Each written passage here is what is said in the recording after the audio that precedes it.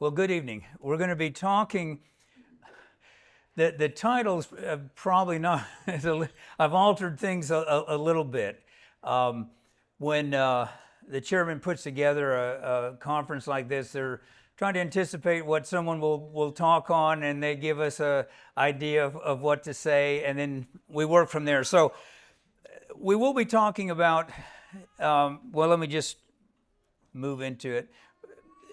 7 principles on church planting. But I want to start with some disclaimers. So the description said something about making rookie mistakes. I wasn't the one who wrote that description because I'm pretty much a rookie. Someone like Alan or that I think could maybe claim to be an experienced church planter, but I would not make that claim. Also, our church plant has gone very well, but it was such an easy church plant compared, listening to those stories this afternoon.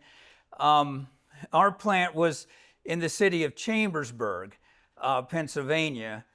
Well, the sending church was 15 miles, 20 miles away at most. Well, we had 2 sending churches. So one was 20 miles away on one side, and the other's about 10 miles on the other side. So, nothing particularly great that we have done. Now, I think the interesting thing is, it doesn't matter if you're going a great distance or you're planting a church just in the next county. The principles are going to be basically the same. So, it's not like we did anything heroic there, other than another plant for the kingdom of God, another embassy of God's kingdom here on earth. So that's always something to rejoice on. So like I say, we're going to look at 7 principles.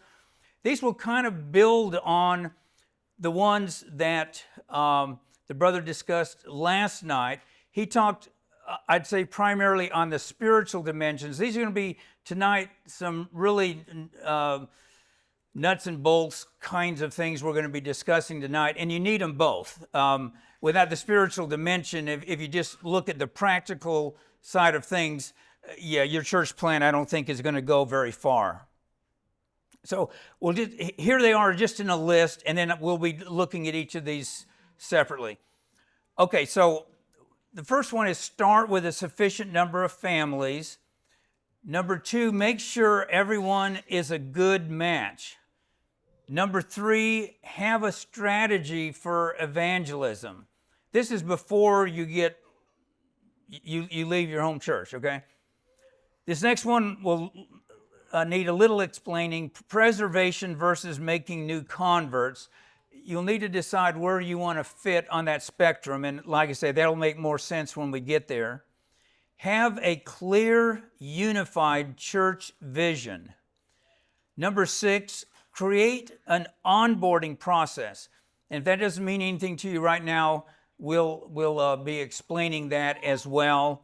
And then finally, have a program for ongoing discipleship.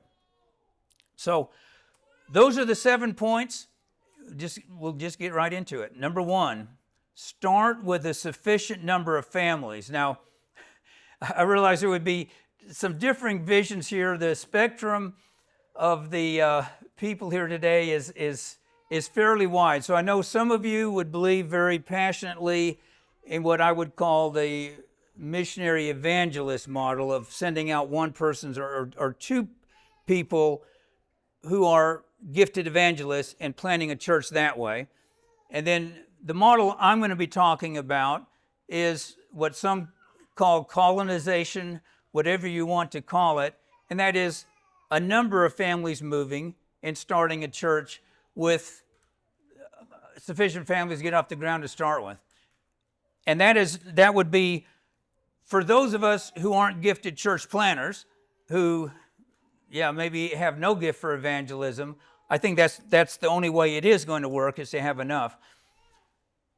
Jesus said, which of you intending to build a tower does not sit down first and count the cost, whether he has enough to finish it, lest after he has laid the foundation and is not able to finish, all who see it begin to mock him, saying, this man began to build and was not able to finish. Now, no one's going to mock anyone for trying to start a church, and if it doesn't work, I don't think we have to worry about any of your brothers and sisters mocking you for that. But the principle here is, which of you intending to build a tower does not first sit down and count the cost? So, again, unless you feel especially called as a missionary, as an evangelist, and that's fine. If like I say, God has called you to a particular place and you feel that, then go for it. But yeah, if this is something that your church is planning, or a number of your families, yeah, my counsel, I think the principle of count the cost. Do you have a sufficient number of families to get this going? Now, our church, as I mentioned, we're a plant from two different churches, Shippensburg Christian Fellowship and St. Thomas, which was a sister church that came out of Shippensburg Christian Fellowship. So Shippensburg Christian Fellowship is kind of the mother church of a bunch of us.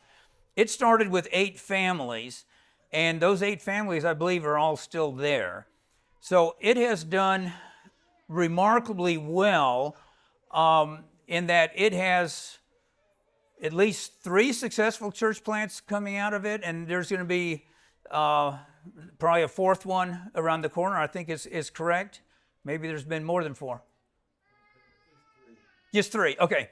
So 3 successful church plants have come out of Shippensburg, in addition to it still being there and being a strong church. Shippensburg the name may not mean anything to you. The hymnal we just sang out of John D. Martin, he's most people know him, and he's one of the brothers there. Now, St. Thomas, which was the first church plant out of Shippensburg, they started with 7 families, and they have done very well there, and are at the point of perhaps starting another church themselves. And then our church, we started with 6 families. So, yeah, listening to some of the stories this afternoon,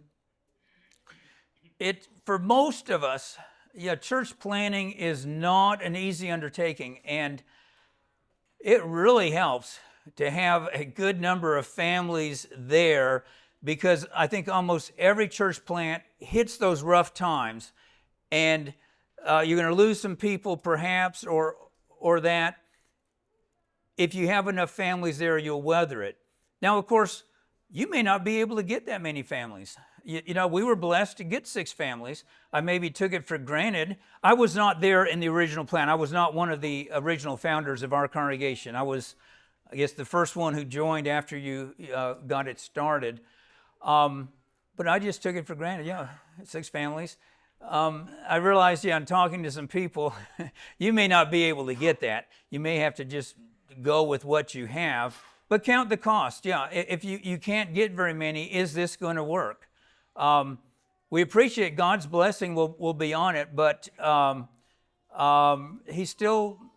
He works through imperfect humans, and we may have plans that may not be His plans, and maybe the fact that you cannot get anyone else to join you. I don't know. I'm not going to make a comment there. Just weigh the situation. And it helps enormously to have a sending church. Again, you may be in a church that doesn't want to do any church planning, and they're not going to send you. They're not going to bless you. And it's sad when that situation develops. It is very sad. And, you may have to just go out and plant anyway.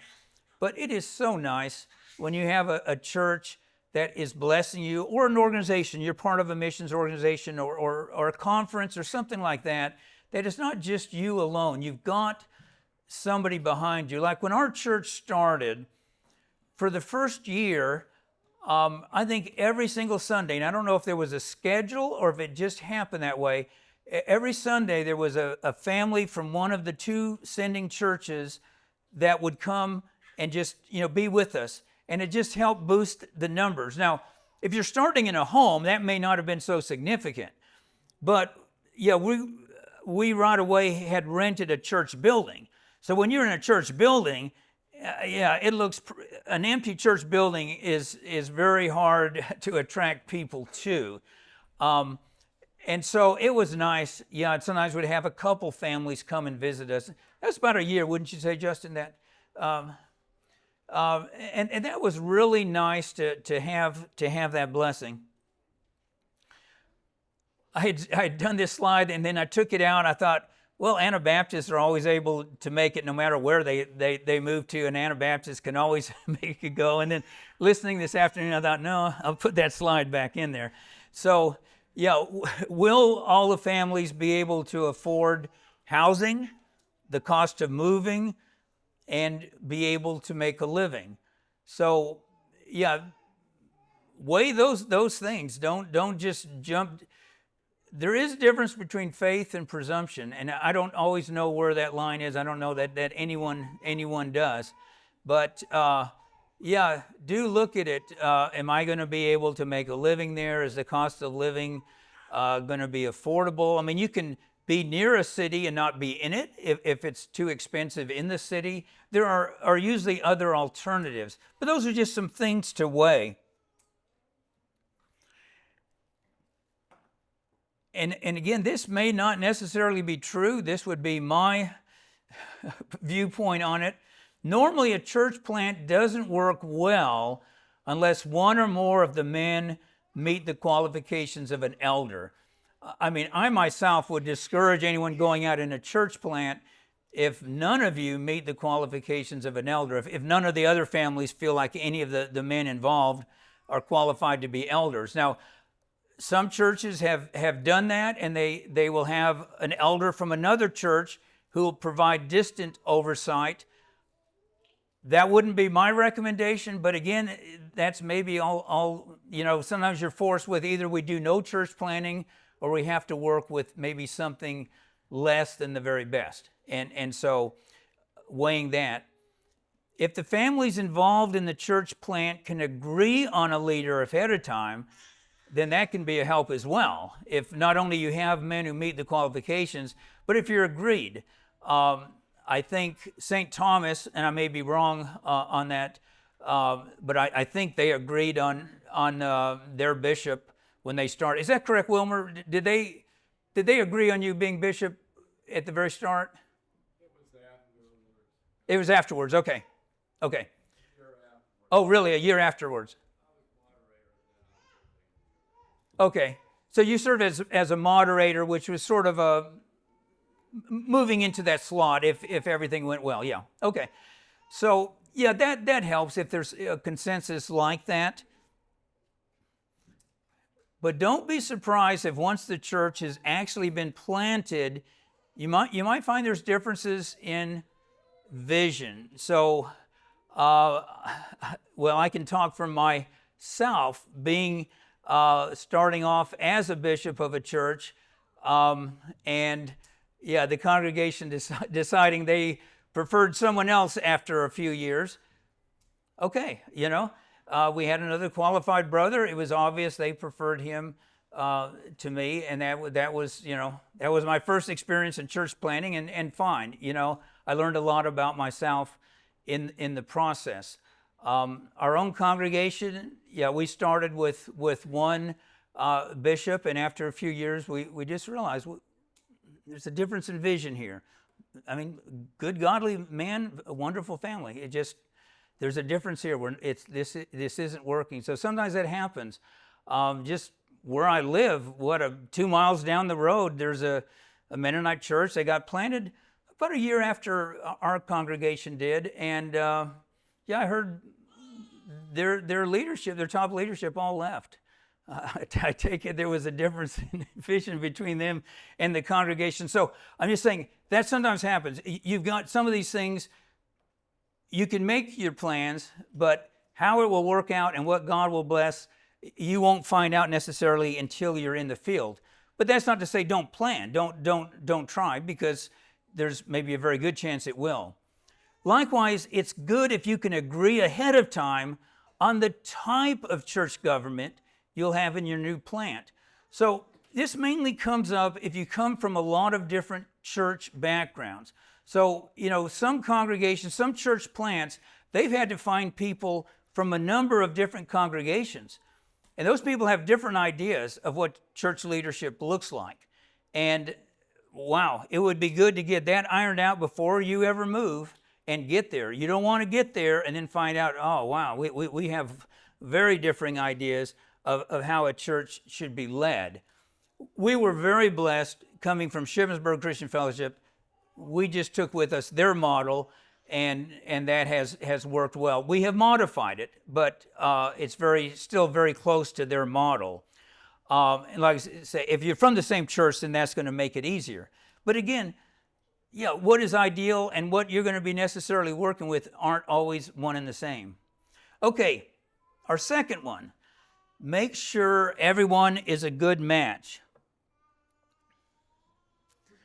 Amos 3:3, can two walk together unless they are agreed? I'm going to take a glass of water and let you look at that picture a minute.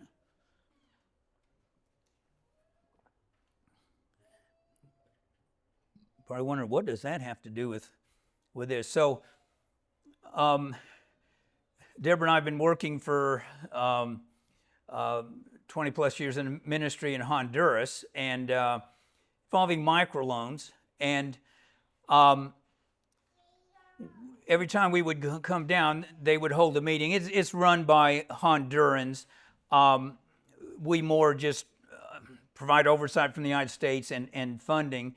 Anyway, they always liked to play games. Every time we would have a meeting, we would have devotionals, we'd have some talks on managing a business, managing your finances and all that. But they always enjoyed having games, and the brother who put those together always had these interesting ones. So this one was, you had to put a ball between your foreheads, as you see in the picture. And then you had to go down the whole length of that house, which goes off the picture, and you're walking sideways, with this ball. And so you have to walk this together perfectly. And then at the end there was a basket. You had to then drop it in the basket. And if you did that, and then I guess they were timing it, whoever completed it and did it fastest, okay? So we couldn't find the picture, but Gary Miller, the one who writes all the wonderful books, so he had taken an interest in our ministry. He was down there. So he and I, we were one of the teams. So we start on, and we're moving, and if you think it looks easy, I don't think it looks easy, but in case you do, it's not. Because particularly you've never practiced it. So, you've got to walk at the same pace and keep the pressure the same, and every little bit you move wrong, then it starts coming down, And we were about halfway done, and by now the ball was about here in the shoulder, and I was turned like this, and Gary says to me, I don't want to do church with you, David.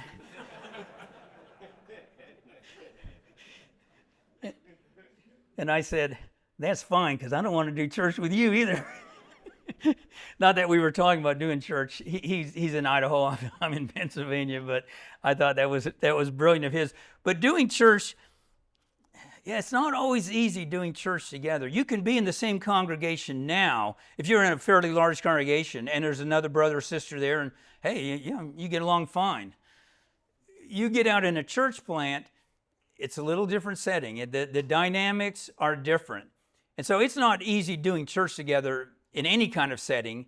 But like you say, there's often differences you don't realize until you get out there and they come up. So some of the testimonies we heard this afternoon are just an example of that. And that is so common. It's not something unusual that you get out there, you think, yeah, we see eye to eye, and there's all these unforeseen issues that you never gave a moment's thought to, and suddenly, wow, you realize we have got some differences here, and sometimes, you're not able to work them out. So, boy, as much as you can match together before you go, but again, like I say, there will be unexpected things. Okay, moving down to our third one, have a strategy for evangelism. And the point here is, have it before you go. Don't just, okay, we're going to go do a church plant. Well, how are you going to do this? Now we're talking about church plants where you are trying to spread the gospel. You're trying to make converts to the kingdom of God, okay? Well, I mean, David didn't just go out and face Goliath without any kind of strategy. I mean, he had a he needed faith in God, but he also had a very human strategy as well that was very effective, and the two worked together. So it's good to, sit and talk with the others. What are we going to do? How are we going to do this? Of course, coming to a conference like this, you have the opportunity of talking to other people who've done church plants. Okay, what are some of your methods? What have you done that have worked? However, don't be surprised if after a while you find you need to change strategy. So, like I say, decide ahead of time, have some ideas what you're going to do, but don't be surprised. You get out there and you find they don't work. So when our church started, the strategy, well thought out. Shippensburg and Chambersburg, for quite a number of years, 10, 15 maybe, had a children's ministry. It was children's from the project in downtown Chambersburg. And on Monday night, the youth from those churches would pick them up. They rented a church building they could use. They would have a Bible study, snacks, things like that. They'd been doing this. It's still going. It's going well. And of course, trying to get those children then, or their parents, to church is like, we're not getting to that step. And a lot of the parents would say, well, if you were closer, but Shippensburg, it's 15 miles away. I don't have a car, whatever. And so some of the brothers thought if we could have a church in downtown Chambersburg, just a few blocks away from the projects, then they could walk, we could pick them up easily. And so that was one of the strategies when the church started. So that's what happened. Justin here would, I remember on Sunday mornings, often go and pick up some of the boys, bring them to church. And I remember the first few months, there was always a row of children from the projects. And then it sort of dwindled off. I don't know the full story, but we never got the parents. I mean, the parents had said, if we were just in Chambersburg, okay, we're in Chambersburg. And Justin, another brother, even though they didn't have to move, they moved into the inner city, so they'd be close.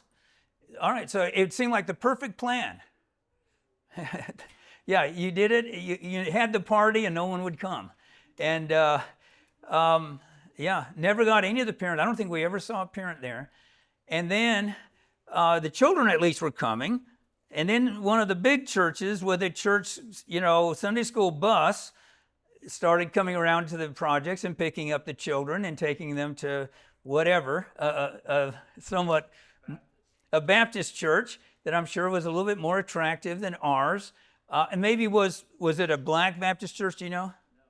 Okay, just a little bit. They could afford a bus, we couldn't, whatever. So, we finally lost the children. So, our grand strategy, not mine, it didn't work. Well, right at the same time, I think probably half or more of you, maybe all of you know Patrick Matthews. He is so well known everywhere. Well, he had started a ministry downtown called The Room, and twice a week there would be a free meal followed by a Bible study. And so that was going. We thought, okay, well, let's get involved in that. And so a number of our families, participated in bringing meals and teaching some of the Bible studies, I think, getting involved in the people. And we were the closest church, particularly Anabaptist church, to this inner city project. We were just a few blocks away. So quite a lot of them would come to our church on Sunday, and that was always nice. We had, people there. Well, it seemed nice. John 6:26. You remember when Jesus, we all remember the miracle, the miraculous loaves. We often forget the sequel to that. So the people followed Jesus over across the lake, and Jesus answered them and said, "Most assuredly, I say to you, you seek me not because you saw the signs, but because you ate of the loaves and were filled." And that can be a problem when you're doing that kind of ministry. They called it a soup kitchen. I actually don't like that name because soup kitchens were something that were developed in the Great Depression. And that's what it was, soup. You got a hearty bowl of soup and a crust of bread, and you were thankful for it. If you served soup at one of these things they call a soup kitchen, no one would come. I mean, they want something more than a bowl of soup. So I think it should have whatever, banquet kitchen, whatever you want to call it, but not soup kitchen. Anyway, it is probably the easiest way to get non-plain people to attend your church. I mean, like I say, we had no trouble getting them to attend the church, particularly on the Sundays where we had a fellowship meal right after church. There'd always be quite a few of them. And nearly all of them, there was always something they needed. Just can't pay my rent, or need some money just for gas in my car. Earl's laughing his head off there. I can tell you have experienced that.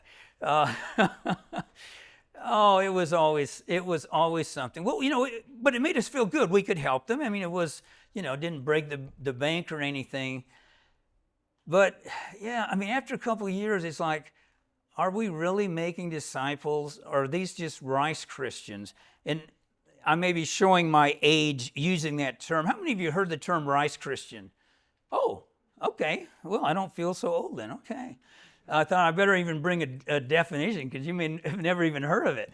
So a rice Christian, according to Merriam-Webster's dictionary, a convert to Christianity who accepts baptism. Now, we never got as far as baptism. Not on the basis of personal conviction, but out of a desire for food, medical services, or other benefits.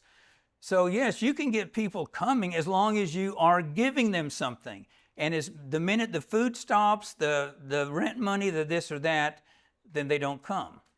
So, I praise God for, trying, and we don't want to close the door on people in need.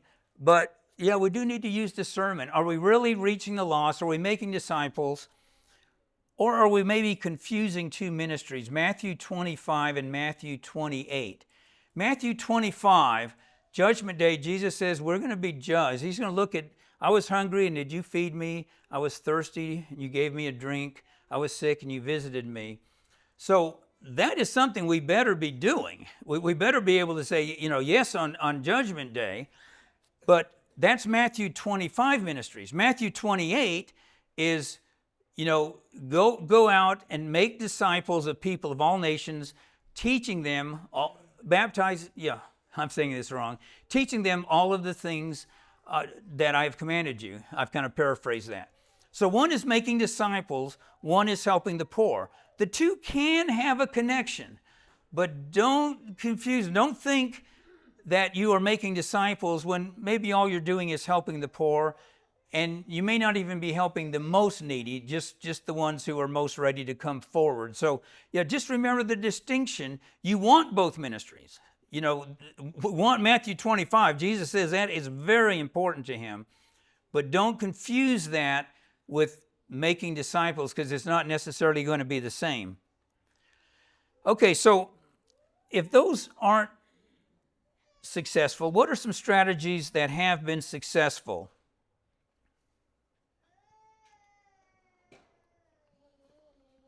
Now, when I was evangelical, it was very easy for someone like me who is not a natural evangelist or church planter or anything like that. All you had to do, get someone to go to a revival meeting or just to come to church and be praying. They'll come to the revival, they'll go forward and get saved. They'll pray Jesus in their heart. Hallelujah, they're saved. Okay. Hopefully they'll proceed on, but if not, they got saved. So, yeah, their strategy was, let's invite people to church. They come to church, they'll hear a salvation message just about every Sunday. And that worked fine. I mean, for evangelicals, that's fine. If that's all you're expecting of people is to say the sinner's prayer. But for churches like Anabaptists, who we expect people to become disciples, to walk with Christ after they have been saved, that's not the end. That's just the beginning of the journey.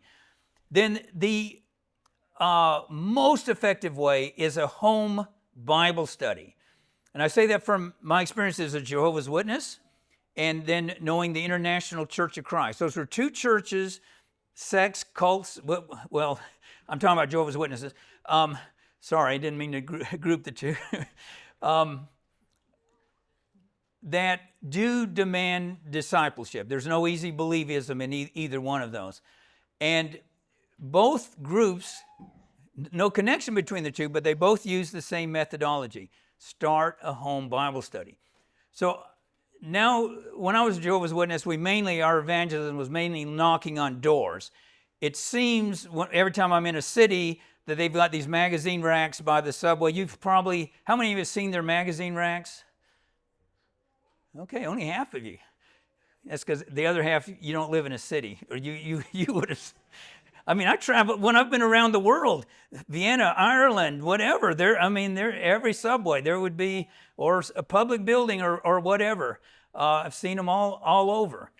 Now, their aim is not. They'll try to get you to take some literature or something like that.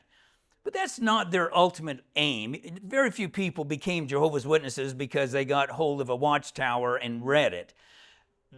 What we were trying to do was to get a home Bible study started with them. The literature was a way, as it was an introduction. Hey, I'd like you to read this. I'd like to come back in a week to see what you thought of the magazine.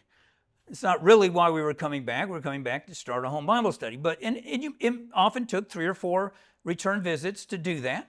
And most of the people, no, they weren't interested. But that was what you were aiming for. Get a home Bible study, because you had to give them a lot of teaching before they would be ready to leave whatever church they were part of and become a Jehovah's Witness. It's the same with Anabaptists. It's not just going forward and getting saved. People are going to need a lot of teaching, not the same degree as Jehovah's Witnesses who were coming from, far left field, but still teaching people how we are different. We're not just Protestants who don't go to war or something like that. There is a significant difference. Anabaptists were a third way between Catholics and Protestants, and hopefully we still are that very thing. Okay, so we want to start home Bible studies, and it's something we've been doing in our church from, about the second year we started. When we were beginning to see these other things were not working, then another brother and I, Kevin, we started talking about, I told him, look, JW, start home Bible studies, So he said, well, let's do that. And he opened up his house for that, and we would switch from my house to his. Okay, but still, how do we make contacts? You've got to have a way to invite people, okay? And there are a lot of ways. Like I say, Jehovah's Witnesses have a number. We don't have the literature. I'm jealous. It was so easy as a JW. You had all of this literature. You just give someone literature that would kind of pave the way for you. A home Bible study, they always had the perfect book to sit down and go through with someone that would bring them. Either they would drop it or they'd become a Jehovah's Witness by the end of it. I hate that we don't have that. I don't know if Ernest is in here. The very first church planners, I remember talking about that. Wow, is anyone here interested in writing a book? We need a book, to study with people.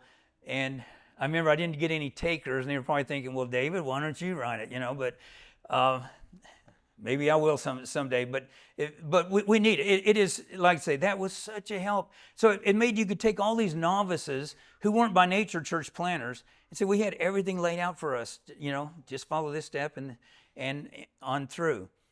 Okay, so informal witnessing, talking to neighbors, business contacts, anyone you meet. And several of the ones this afternoon mentioned that's what they're doing. We need to develop a culture. David Bercot needs to develop a culture of witnessing. When I was a Jehovah's Witness, and by nature I'm shy. This is my Jehovah's Witness training. So I'm actually more comfortable up here on a podium than I am just often sitting among a group of people. I tend to be, particularly like people I don't know. I'm very shy. You find me at a strange wedding where I don't know hardly anyone. I'm the guy way back in the corner somewhere just sitting there by himself, But when I was at JW, it was so drummed in us, and we were given so much instruction on witnessing. I mean, if I was on a plane, I guarantee you I was witnessing to the person next to me the whole time. I mean, every opportunity. I remember talking, it was our landlord. He came over one day. I don't know if he was collecting rent or I forget his reason, and he was complaining about the government. I said, yeah, you're right. It's why we need the kingdom of God, you know? And you turned every conversation into a way to start witnessing. And it was second nature. Now, I'm on a plane, I've got AirPods in, I'm reading a book. You know, I realize I have lost that because it wasn't something natural for me. It was something, you know, that was trained in. And it's terrible that I've moved. I'm just confessing here, you know. But I think I'm among most of us. You know, we just as Anabaptists, like I said, JWs, it was witness. You know, use every opportunity. And a lot of our converts came from what we called informal witnessing, not door to door. I mean, we got probably most from door to door, but a lot were just people talking to workmates, neighbors, things like that. So that. You're doing a church plant, but start before you go out in the field. Start where you live. Just start getting practice of witnessing to people. Now, up north, I don't know if this is such a big thing. Down south, they have homeschooling is very big in the Bible Belt. And so homeschool book fairs, they usually have, well, there'll usually be several in different cities. So they're in Texas. One of the brothers actually was a distributor for Rod and Staff. So it made it so nice. He would always have a book table at the book fairs, and they had a huge one there at Dallas-Fort Worth, and he went to a church not very far from there. So, yeah, the people would come, they're interested in Rod and Staff, looking at it, and then he could witness to them and tell them, hey, there's a church, you know, here's the address, and all of that. And so a lot of the people came to that church because of that. Now, we're going to return to that. It didn't end up being the perfect thing. So that's just the beginning of the story, okay? Booths at public events, I don't know you're going to get a lot from it, but it's some exposure. I noticed Jehovah's Witnesses in our areas, there was one of the towns was doing a street fair, and people had booths selling this and that, and there was Jehovah's Witnesses with their magazine rack and all of that, and I thought, well, maybe our church should have had something here too. Again, I don't know you're going to get a lot, but you don't know. If you don't try things, you're not going to certainly reach anybody. Campus witnessing, I know Ernest has been very involved in this at Penn State, and so that's another avenue. Again, do some planning. If you're interested in that, I'd say talk with Ernest Strubar on that, because Ernest E.B., sorry. I turned 74 2 months ago, and now I can't get anyone's name straight. I know some well-meaning brothers, you know, trying to witness at a local university, you know, where they're holding up signs, you know, whatever. You're not going to reach, well, you might reach a college student if they think you're protesting something, but unless that's going on, that's not likely. You're not likely to get very many converts that way, or singing, you know, standing on the corner of the college and doing some gospel singing. That's not likely. But college students can be reached. I mean, there are, you know, groups that focus mainly on that and are very successful. So, yeah, but again, find out what you're doing. Don't just go there without a well thought out plan. We know about cafes and coffee houses. A number are doing that since they started that at Followers of Jesus. And again, now that's a bigger undertaking, but it is a way to make contact. They're doing that in Honduras, where I was working. The Mennonites there have it's a bakery, but you come in and they sell ice cream, and then they've got a pretty large book rack there of literature, and it's been going on for at least 10 years or more. So I'm assuming it's somewhat successful. Teaching English as a foreign language. Again, it takes a little bit more planning, but that has worked for some. So there's just some strategies. There's many others. Okay. Now this is something we haven't traditionally done as Anabaptists. And actually it has nothing to do with your church's view on use of the internet. In other words, your church may say, we don't want you, using the internet, or only use the internet with this or that. You can have a website for your church, and it doesn't matter whether the people in the church use the internet or not. So yeah, if your church has restrictions on that or just forbids it, it doesn't mean it's inconsistent to have a website. You're trying to witness to people. Jesus didn't beat people up and collect taxes from them, but he hung out with tax collectors. I mean, it's two different things. So today, in our world, most people who are seeking a church, the first place they will inevitably go is the internet. If you have no presence, you're invisible.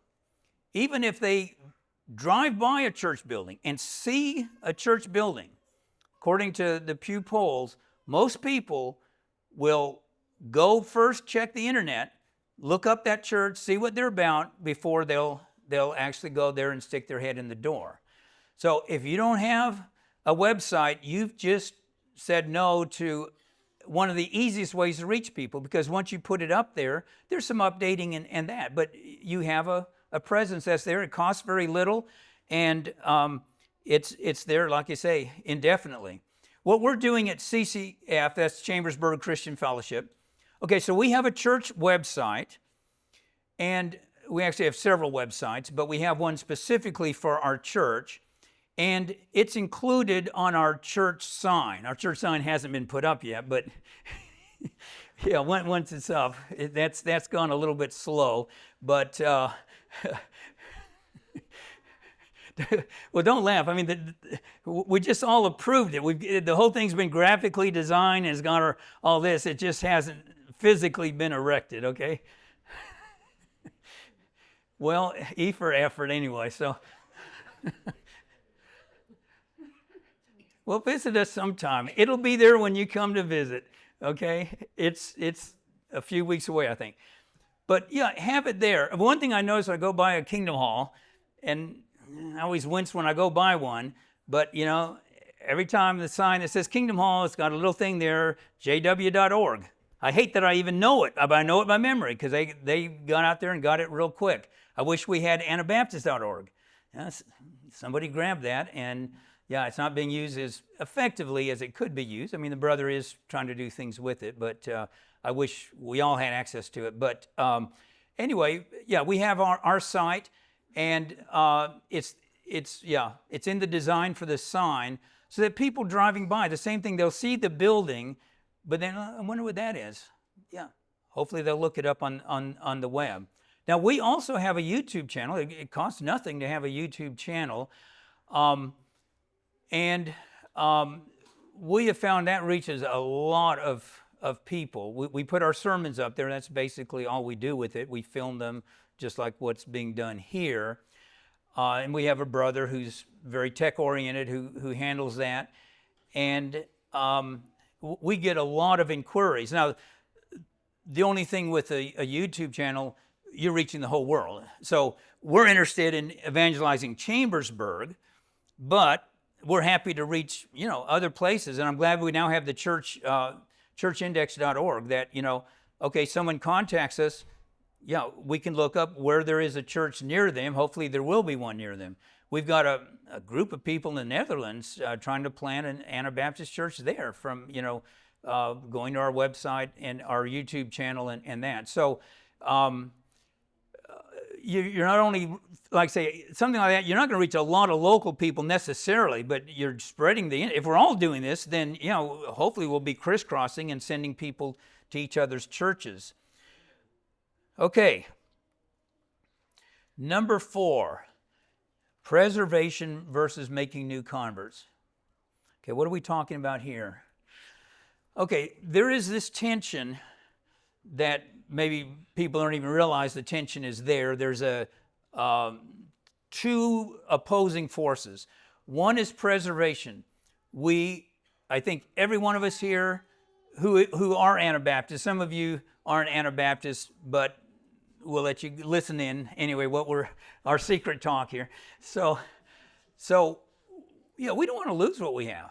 I mean, this is 500 years of history, and I found it was a long journey, my finding the Anabaptists. I don't want to see it disappear in my generation or my children's or my grandchildren's or their children. I want to see this until Christ returns, and I believe it will be here till Christ returns. But there is these two dimensions. So you can focus on preservation. We don't want to lose any of our people. We don't want to lose what we have. The best example of that would be the Old Order Amish. They well preserve what they have. And they now outstrip all of us. There's 400,000 of them. All of the rest of us, Mennonites, Beaches, conservative Anabaptists put together is about 100,000. And, in the late 1800s, we were much bigger than they were. But they have focused on preservation. They haven't grown through converts. They make so few converts. They do make some, but very, very few. So it's all on preservation. We'll keep Pennsylvania Dutch, we'll preach in German, use horse and buggies. Yeah, keep the influence of the world out, keep seekers out, keep us in, okay? So that's one thing, and I'm not knocking that. Like I say, to me it would be horrible to lose what we have. The other end is evangelism. And to evangelize, you have to let go a little bit of the focus on preservation. We want both, and I don't know where the happy medium is. Tonight I'm not going to say, this is the exact spot. I do not know where that is. I think it would be a horrible mistake that in order to evangelize, we lose the Anabaptist faith because we can make more converts if we don't hold to it. That would be terrible. To me, that's unacceptable sacrifice. On the other hand, we can keep everyone out by just wanting to make sure we don't lose what we have. And I don't think Christ is going to be pleased with that at all either. So somewhere we have to find. There is a correlation between attracting and retaining new converts. It's not enough just, hey, we got new members, and then they leave 3 years later. Well, that hasn't accomplished much, because usually when they leave, they're very mad at us, very bitter, like those Mennonites, blah, blah, I tried them, and, so that doesn't do any good. We want to retain them. If we're going to bring someone in, we want this to be a happy experience for them, that they want to stay. So the other end of the story on the church in Texas, it was a conservative conference church. They moved a number of families down there, got off to a good start, had an excellent bishop that really, a lot of people who came stayed because of him. And like you say, they were right next to Dallas, Fort Worth, and here they had a brother in congregation who was a distributor for Rod and Staff. So he told people about the church. They would come in. I remember visiting it just very early in our journey, maybe 2 years after I wrote my first book. And wow, yeah, some signals went up in my mind at that time. We were just searching, and of course we didn't live in the Dallas-Fort Worth area. We were about 90 miles away. But my wife's sister lived there, and one day she called and said, she knew we were interested in the Anabaptists, and she said, do you know there's a Mennonite church here near Dallas? We said, really? I've never heard about that. She said, yeah, it was in the Sunday paper. I'll send you the article. So she mailed it to us. It was this wonderful article. It had a picture. They had their own church school. It had a picture of the children playing softball out there, and it talked about the school, the church, the Mennonites. I thought, wow, wonderful. Well, we got to go visit them. I mean, it's too far to practically go commute to church. So we went there. We showed up one Sunday, and afterwards they had a hospitality meal. We went to that, and I was sitting there at the table. I don't even know. I'm surprised I recognized her, but I looked at one of the teenage girls there, and I said, "Are you the one who was in the picture in the paper on the softball diamond, whatever?" And she just put her head down like that, and I looked around. It's like, I don't understand. What's the matter? And her dad said, well, we didn't approve of that article. I said, excuse me? I don't understand. Well, the brother how it happened, the reporter had come, one of the brothers had a bakery, Pennsylvania Dutch Bakery, and they had seen that, the reporter had gone by, and they wanted to do an article on the bakery, which would have been a plus for that brother. He said, hey, instead of doing it on my bakery, why don't you do it on our church school? And so that's what they did. I mean, what could you ask for more? The Dallas Morning News, a circulation of, who knows, hundreds of thousands. And on Sunday, when the most readership, full, maybe several pages, big color ad, color picture and everything like that. And I was just astounded. I was like, why would you object? I said, this was wonderful. It's why we're here today. And the father said, well, as I said, we didn't give approval for the article. The brother didn't ask us first. Okay, well, what difference does that make? Well, it was a Sunday paper. It got delivered on Sunday. I said, well, the Sunday paper gets printed on Saturday, but, oh, come on. And there's ads in the newspaper for movies that we don't approve of movies. Well, yeah, there wasn't an ad on the page about the Mennonites. And what was the other one? Ads for something. I'm just stunned. I said, do you realize it's the only reason I even know that you are here? I would not be here today if it wasn't for that newspaper article. No, we don't approve of that, Well, I felt like, so, yeah, you don't care about my soul. If that's, it's like, I found you because of this wonderful article, and you're more concerned this got delivered on a Sunday, Yet all of you cook meals on Sunday. If you're interested in, following the Old Testament Sabbath laws, it's forbidden to light a fire on the Sabbath. I'm not there with them on Sabbath. I'm just saying, if you're going to follow that logic, delivering a paper for unbelievers to do it. So there was that problem of the Anabaptist culture, this culture that, well, I didn't go back for many years. Even though they were nice to me, but, just how I felt like, wow, I couldn't see fitting in a church like that. That would, something that God blessed them with, that they don't appreciate because of some little technicalities. Anyway, so years later, I was back, I visited, and they had a newsletter they'd sent out to the church conference, and I was reading it, and it said, all of the people who have come over the last however many years, we haven't been able to retain any of them. They've all left. And I thought, well, not surprised, And then years later, we went back there. We had no choices at that point. We thought, well, let's give them a try. We did like the bishop a lot, and we met a lot of nice families. And by now they had a bunch of families who had joined, who were members.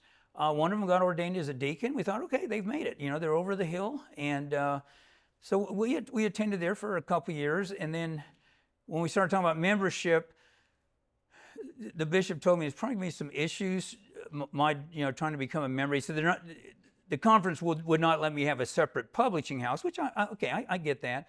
And so he said it may not be the best thing. So, with his blessing, we moved up to Shippensburg Christian Fellowship. But then every time we get back to Texas, we usually try to get by there and visit them. We had a good experience there ourselves.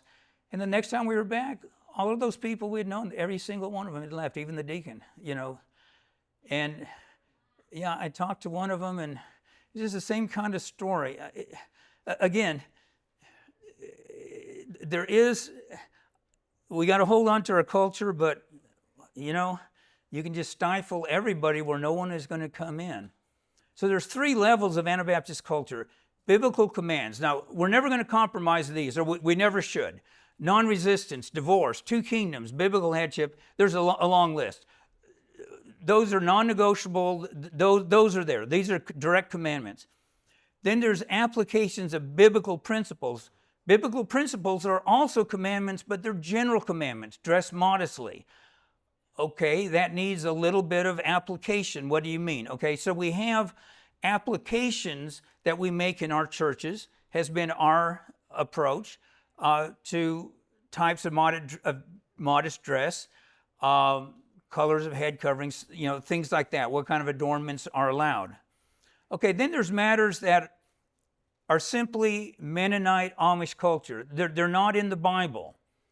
Now, those aren't something we necessarily want to throw out. Our culture is what has preserved us, not just obedience to the commandments, but the culture. Who was it who was telling me that yesterday, that Mennonite culture is sort of like autopilot.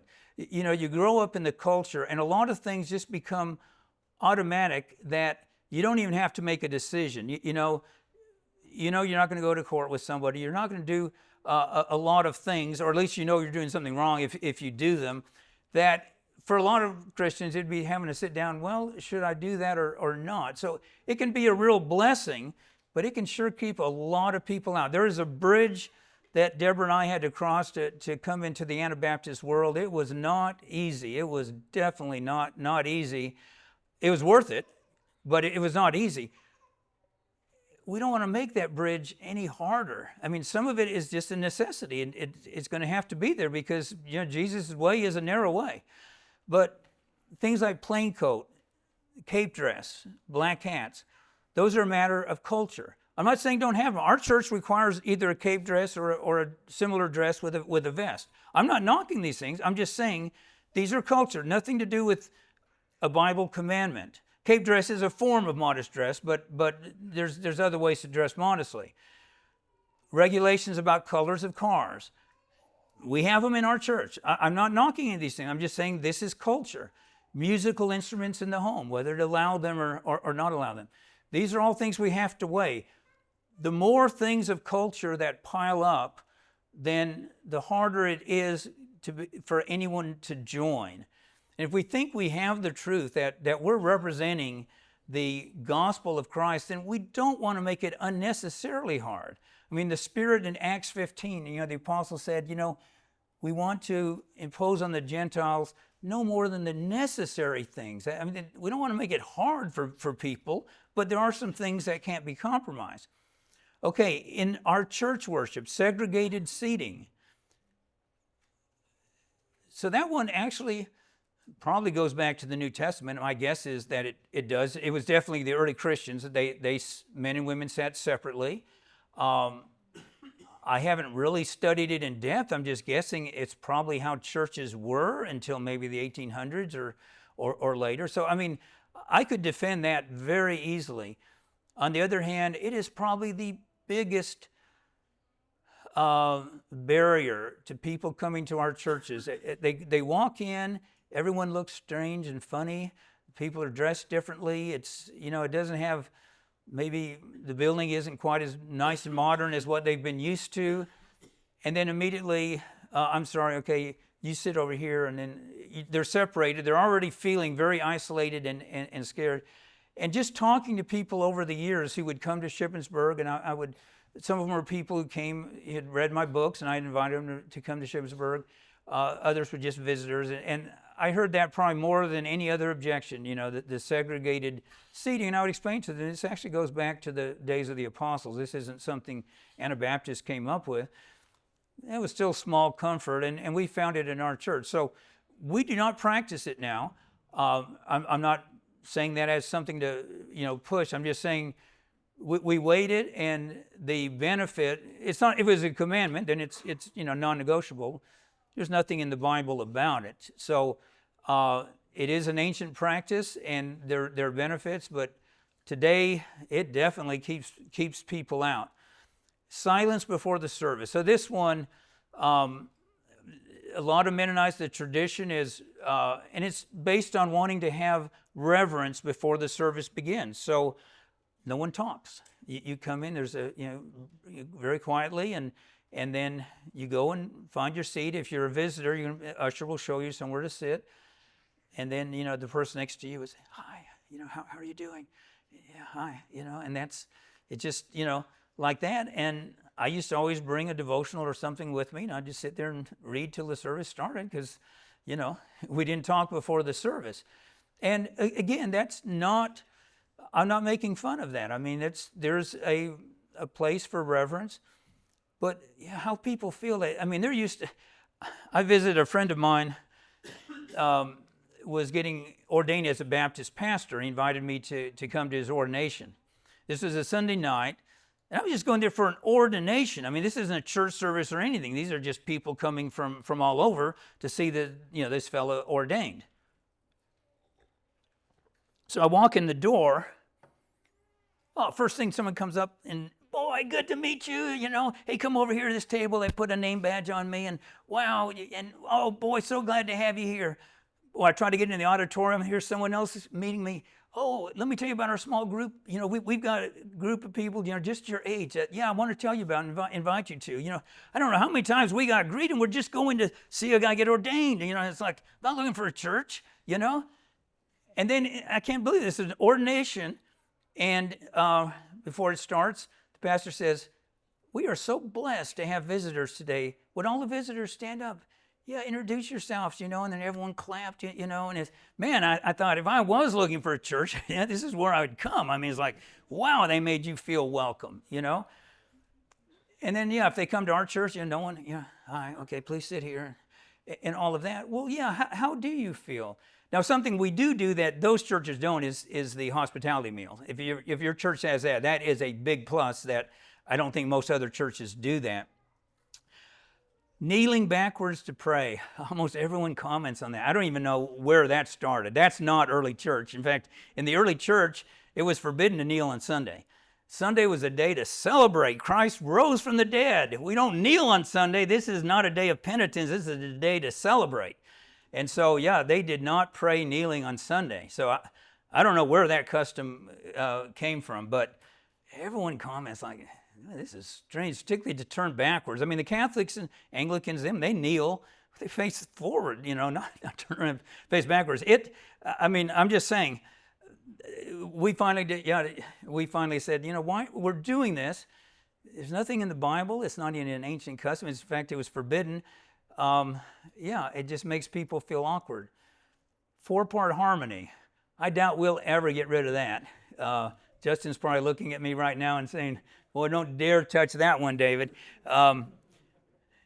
It's been a blessing to the Mennonites. I mean, it has kept our youth, I think, out of a lot of trouble, a lot of situations, because they love singing. They learn to sing. They love to sing. They get in choirs. It's been a blessing. It makes life hard for those of us who didn't grow up playing. We don't know how to sing 4-part harmony. We just do not know. And it's not easy to pick up when you're older. And so particularly if you're a man, if you're a sister, at least if you can sing soprano, you can go ahead and sing the melody. But for a guy, I don't know how to sing bass or tenor. I've never been in a choir. I can't sing anyway, but particularly trying to sing parts. And again, we get so many comments on the music. Everyone raves about how beautiful Mennonite singing is. I mean, I hear that all the time. Oh man, the singing is so beautiful. Yeah, but then when they're coming regularly, it's like, oh wow, how do you do this? And are there any songs we're familiar with?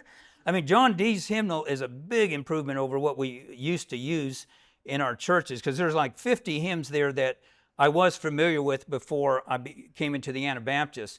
The older hymnal, I mean, there was maybe 3 or 4, and I mean, I've got like several thousand hymns on my computer that I listen to music through my computer, so it's not like I'm not familiar with hymns. It's like, where did they pick these hymns? I mean, I've got, the collection of the 100 favorite hymns, 250 favorite. Yeah, it's like none of the ones we sing are in there. I'm not talking about his present hymnal. I'm talking about, before. So this is a big improvement, but I'm of a generation where, we sing hymns. So, at least so many of these hymns I have sung, but the younger people, they don't, their church experience is not singing hymns. I don't know. It's not an easy answer there on this. I mean, we're not going to have guitars and drums, that's for sure. But I don't know if we've talked about it. We've never made a decision. Should we include some praise songs that, many of them are very scriptural and there's not a thing wrong with them. I don't know. I'm just saying these are some things that are dear to us and they're hard for other people. And there's not a right answer. Okay, so just remember that graft. Okay, have a clear unified church vision. Jesus said, a house divided against itself will not stand. this was back in 2004. I had been out to a men's meeting at Charity, and I had just written the book, The Kingdom That Turned the World Upside Down. And Denny Keniston, one of the leaders there at Charity, had really liked the book. I mean, he was really praising it to people, and he was selling it himself. I mean, he sold hundreds and hundreds of them. And it was very nice because Charity didn't always have good feelings towards me. So it was very nice that, yeah, they liked the book and things, our relationship was on good grounds and all of that. And then I was flying out to Colorado to go to a wedding to a friend that I knew. And I knew there was a Charity church out there near Denver, but I wasn't going to that. I was going to the wedding, but I think maybe the girl he was marrying was from the Charity church. So anyway, so I went to the wedding, and then I was going to fly back home, and 9:40 Saturday night after the wedding, I'm staying with some friends of the groom and getting ready to go to bed, and the phone rings. I think it was before cell phones. Before I had one, I think. Anyway, and there's a phone for you, David. And, okay, so I get it, and it's one of the elders from the Charity church there near Denver. He said, I was wondering if you could preach tomorrow. And I said, oh, I didn't even bring any outlines. It never even crossed my mind. I don't have any outlines with me, nothing. I said, I've got a copy of the Kingdom That Turned the World Upside Down. I could, try to go through one of the chapters of that and just pick out some things. And, he said, oh, yeah, that'd be fine, So, yeah, I stayed up till trying to work it into a sermon. So I get there the next day, and in the service, my first thing that surprised me, somebody who was not one of them, he comes up to the platform and he exhorts the congregation. He tells them, this church is really coming along. You guys are really spiritually growing. I think you're just about ready to learn how to speak in tongues. And, I'm thinking like, is anyone going to say anything? And so he gave this big thing, and no one said anything. He sat down. Okay.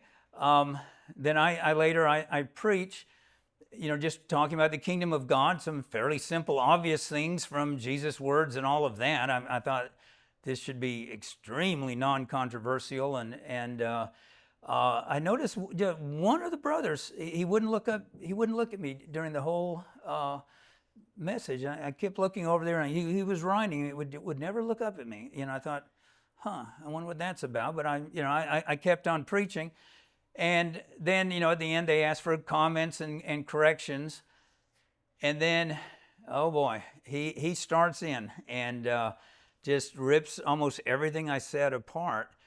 I was so caught off guard. Just come from Charity, and they love the book. I'm thinking, well, this is one of their, main churches outside of, Lancaster County, and what's going on here? I couldn't even remember the name of the brother who invited me. It was not anyone I knew. I keep thinking, where is the elder inviting me? Is he going to defend me? I'm just a guest here. I didn't ask to speak, And he goes down this list. Wow, just cutting it down. A message about the kingdom of God of all things. And I tried to explain a little bit this and that, and I kept thinking, is somebody going to rescue me? And I thought, well, maybe he's the head elder. Why no one will say anything? I don't know what happened. I don't know who he was. All I know was I could not wait until I could go out that door and never come back. But then I heard about 3 weeks later, the church fell apart, And I was thinking, well, I'm not surprised if you have that kind of disunity. An elder invites someone to speak, and then somebody else cuts him down when he's just giving a simple message that shouldn't be controversial to any kingdom Christian anywhere. I heard that particular person joined a Baptist church, which didn't surprise me at all. But, we have to be united if we're going to do church together. This one is very short. So when I was just first coming, it may have been before I had written the book, Will the Real Heretics Please Stand Up? I was just one of my first acquaintances in the Anabaptists, just when I was just learning that there are conservative Anabaptists other than the Amish. And so he's a Beachy Amish bishop, and I'm at his house, and we get to talking on, the subject comes to salvation, and he's saying things that, I recognize, well, this isn't Anabaptist. What on earth? I wish I could remember this specifically, but it's been like 30 years.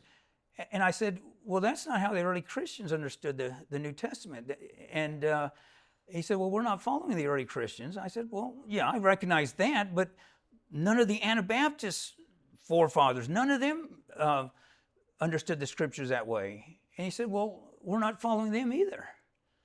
I said, well, who are you following? He said, we just go by the Bible. I said, well, there's 40,000 denominations, and they all say we just go by the Bible. It's like, so you just brush off your own heritage, and, well, because the Anabaptists said that, we're not following them. Well, no, we're not. We don't, because Menno Simon said something, we're not, oh, well, if he said it, we have to do it. Yeah, I'm glad we're not. We're not worshiping them or something, but yeah, I thought, what in the world? It didn't make me want to. My initial experiences, as you're probably hearing, among the Anabaptists weren't very encouraging. Now, our experience at our Chambersburg Christian Fellowship, when we started, we were just happy to have people attend, particularly prospective members. Probably all of you in a church plant feel that way. Man, if someone shows up at your church, you're happy. You don't want to ask too many questions, whatever. You're happy to have them there. And so in the area where we are, we got a number of people from other Anabaptist churches, and that's, will happen, and that's fine, or it can be fine, or maybe it's not fine. It depends what the situation is. So what happened, after a while, Sunday school, every Sunday school would be battleground. So we'd be going through a book of the Bible, and the brother would ask a question, and me or someone else, we were usually sitting up, I always sat up front, I'd give an Anabaptist answer. Well, this is, blah, blah, blah. Then someone in the back, I'd always give a Protestant answer. And maybe I'd reply to it, maybe not, It was week after week. It was just this, Anabaptist, Protestant, Anabaptist, Protestant, And what do you do? Sometimes I'd turn around and just see who are these people who... Anyway, like I said, we were small. It was actually several people, so we weren't outnumbered, but there were several families. We weren't sure what to do, and then actually unexpectedly help came. So one of these visitors, without the elders knowing it, was going around to people and sharing with them a book. I don't remember the name of it now, but it was really slamming Mennonites as being legalistic and preaching salvation where no works are required. We all understand to get saved you don't have to do any works first, but as Anabaptists we'd believe you do live an obedient life once you're saved. It's not once saved, always saved. And so he gave it to a visiting family, and so they gave it to another brother who is new, Daniel Willis. He's the one who does all of our videotaping and all of that. And it worked out wonderfully because the elders didn't know quite how to handle this delicately. What do you do? So he was teaching Sunday school, and he read this book, and he said, this is, to himself, this is horrible. So that next day in Sunday school, he gets up there and just shows all the errors in this book. He goes through the scriptures and just shows, and yeah, that the brother who handed that out, he and his wife, they got up and walked out, never came back. And the other families left pretty soon after that. So it was like, thank you, Daniel. And he was all innocent on his part, other than he was defending what he thought, well, he was defending the truth. So we as elders realize we need to have a clear church vision, so we don't get back into this where Protestants feel like they're comfortable coming to our church. If they don't want to learn what Anabaptists believe, then there's plenty of Protestant churches. We don't think we're the only ones, only Christians around, and our church is not the only Anabaptist church. So our church vision, and I'm not trying to say this needs to be your vision. I'm just saying we came up with a clear vision. Teaching and practicing the historic faith lived out in a setting of conservative Anabaptism. So it actually, when we were formulating this, it began just getting back to the original Anabaptist faith, explaining somewhere between the old orders and groups that are practically Protestant was where the Anabaptists were originally. The problem, what our Anabaptist forefathers uniformly taught carries no weight with Anabaptists. I mean, there'd be a lot of things, I can guarantee you, most of you here today, I could show you that everyone, Michael Sattler, Menno Simons, go down the whole list. I could show you that they believe such and such, and it would not persuade you to believe that way just because they believed it. I think I'm right. I don't mean to step on anyone's toes. I'm not saying you have to believe what they believe. I'm just saying, if it doesn't convince us, so how are we supposed to go to someone and say, look, Menno Simons said this, you know, this is how he understood this passage. Like, oh, well, if Menno Simons said it, well, of course, yeah, then, yeah, sure, I'll take that. No, of course not. If we won't even accept our own forefathers, we can't expect other people to. So that's why we do emphasize the historic faith, because it's like, okay, well, we can go further back than that. That not only did Menno Simons or Michael Sattler say this, but the disciples of the apostles were saying this. This is how they understood the scriptures.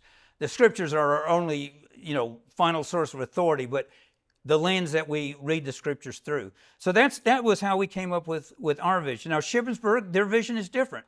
When they started, I think it's still pretty much their vision, was to have a close Christian community with the non-accumulation of wealth and an emphasis on the kingdom of God. I hope that's not in their statement, but I'm saying I think that encapsulates what Shippensburg would largely stand for.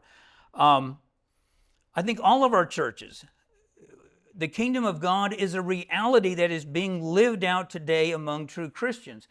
If your only vision is to help people come to Christ, that's fine. That's our greater mission as Christians.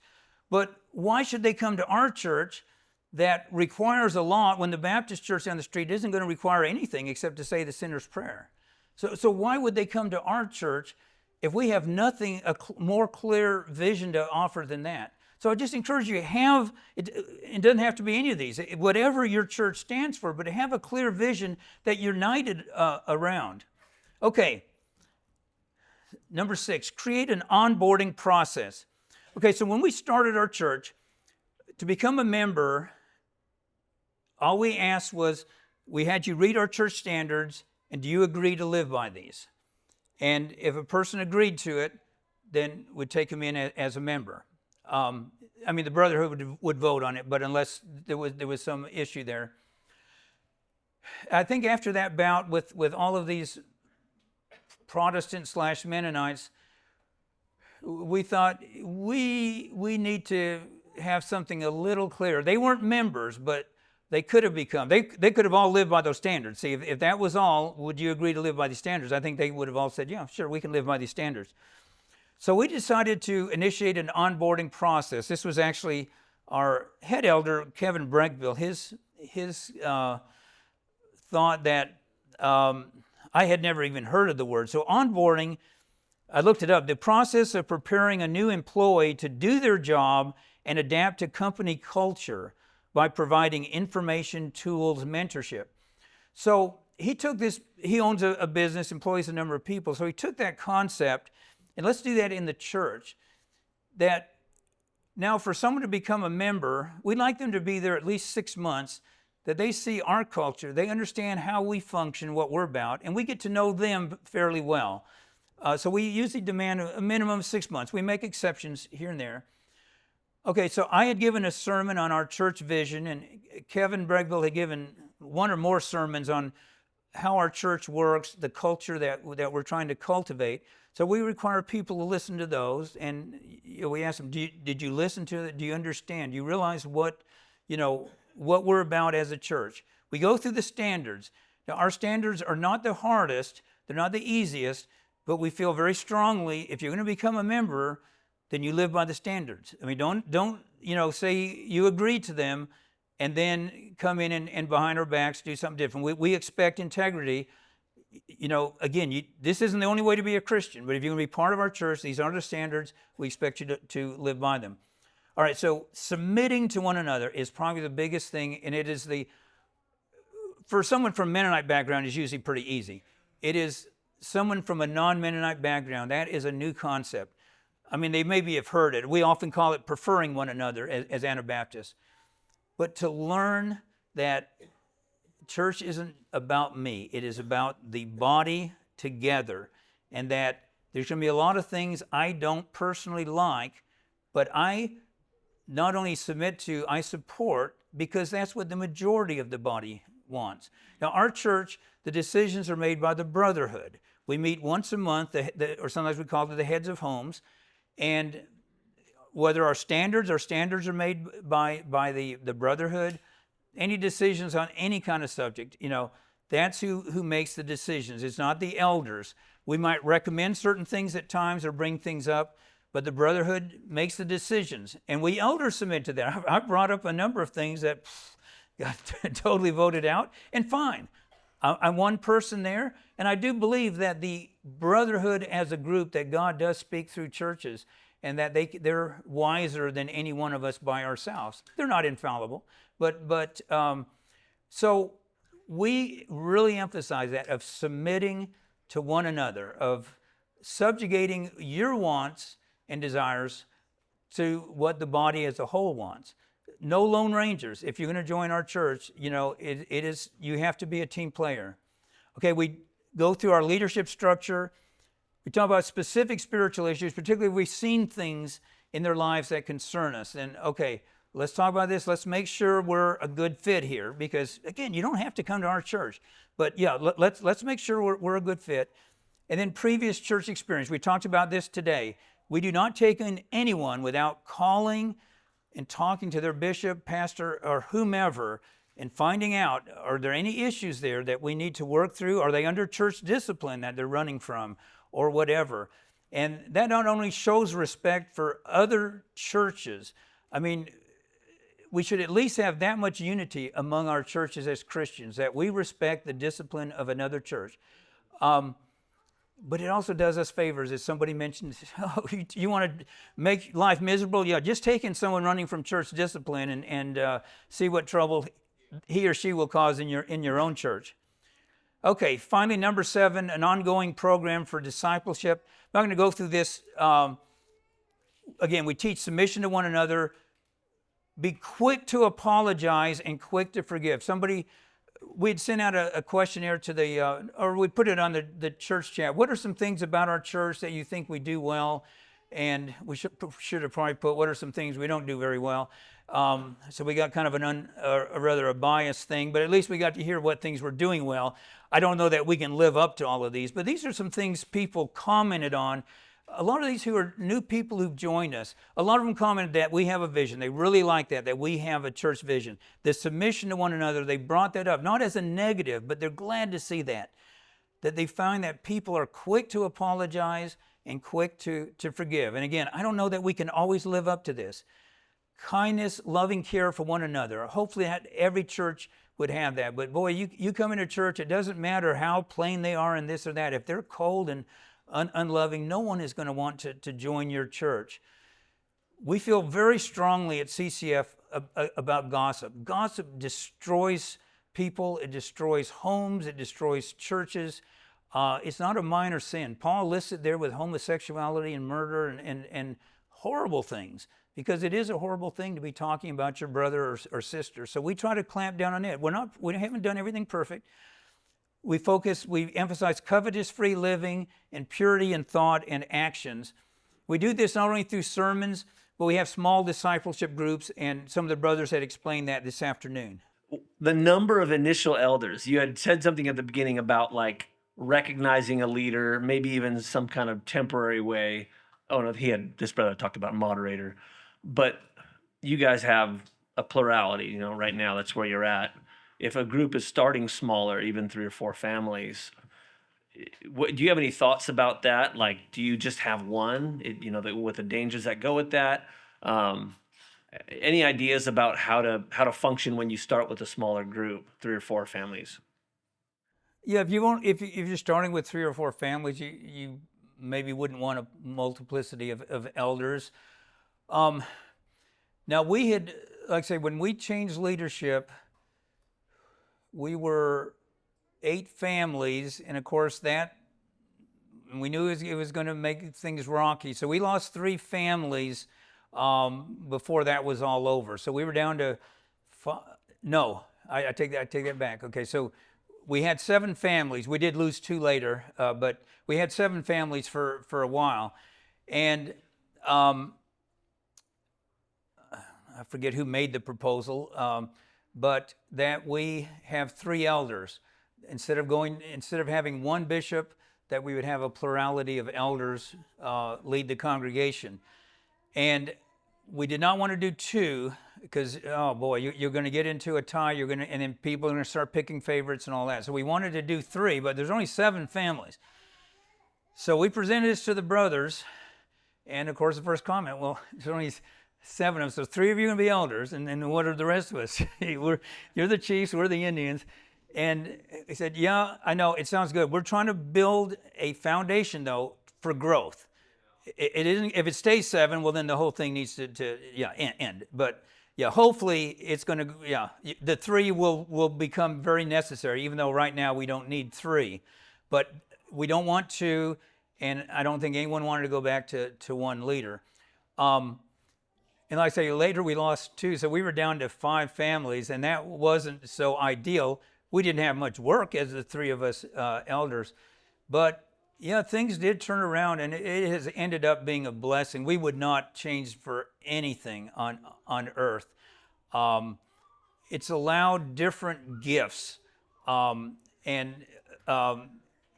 we didn't even know. We did this temporarily. We said, just 3 months. Let's try it for 3 months. If it's no good, all right, we'll try something else. At the end of 3 months, everyone's happy. Can you go another 3 months? Let's just see. We did that for a full year, just 3 months, 3 months, 3 months. And then we went it a whole year again. And then by then, okay, is everyone happy? Yeah, okay, so we'll go with this. Well, then after, I don't know, 6 months from there, people started saying, we'd like to have a bishop, somebody, not just 3 elders, but one of you being a bishop, or, something over the others. And we weren't looking for that, but it kept being brought up at the brothers' meeting. So again, the brotherhood makes a decision. So, okay, if that's what you want to do. What was nice, how that worked, and I'm not saying, we didn't plan this, it worked this way. That had now been like 2 years that we were doing the 3 elders. It was obvious after those 2 years who needed to be bishop. I mean, Kevin Bregbill, he's like, everybody nearly went to him with their problems. He was the one, maybe some to you, Justin. No one came to me, I'll say that, So, so it became obvious, okay, my gift was teaching, not being a pastor, okay? Yeah, Kevin, I didn't even know this about him, but wow, his abilities really just floated to the top. There wasn't any discussion among the 3 of us.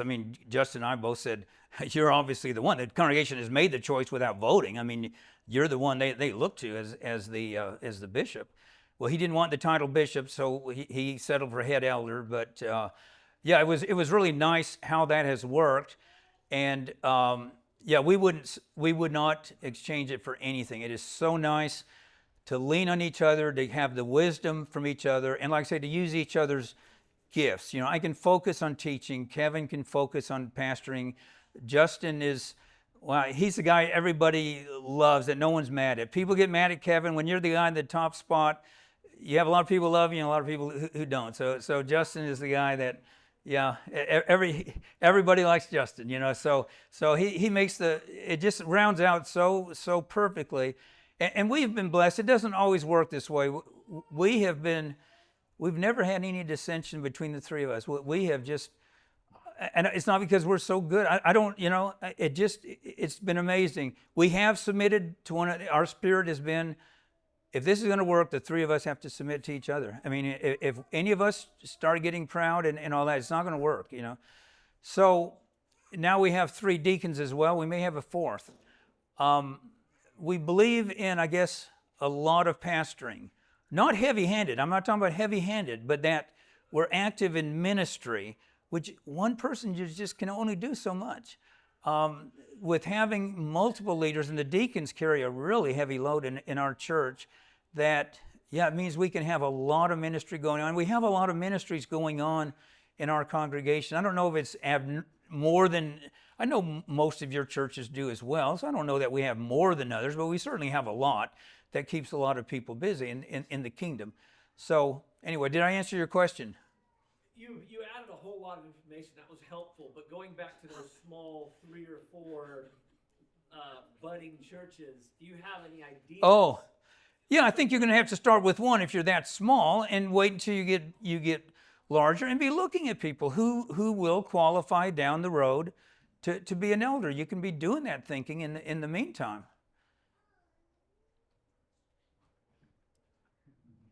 Someone else?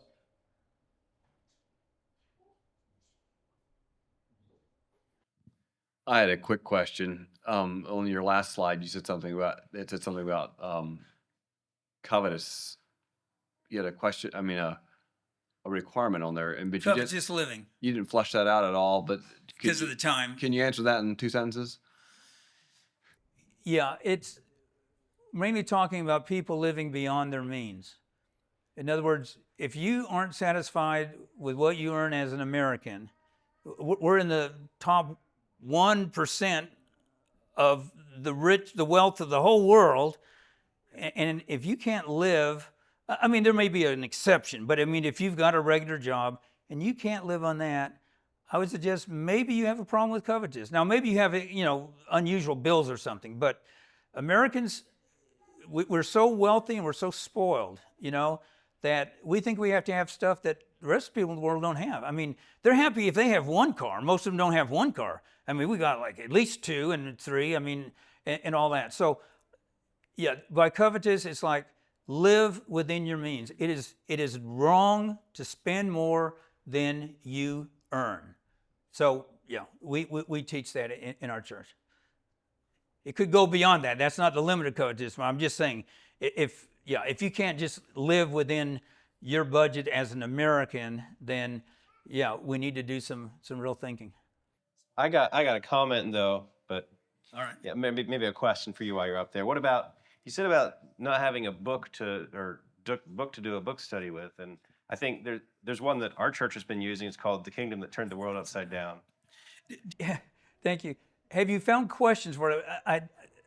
People have asked me, do you have questions and answers? I mean, questions, to go with it. And I think somebody told me they had written some, and I was looking for that, and I can't find it. So we come up with a few of our own, but Yeah, okay. Well, if you write them out, give them to me, because I've realized that some people have found that helpful, and thank you for sharing that. I appreciate it.